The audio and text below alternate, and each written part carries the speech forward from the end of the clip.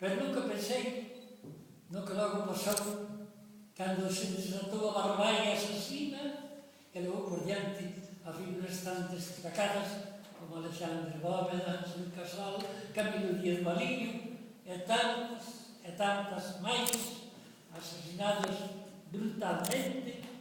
para impoñerse polo terror. Foi unha etapa terrible, horrorosa, brutal, pero temos que lograr que non quede esquecida, que non quede na impunidade, que non quede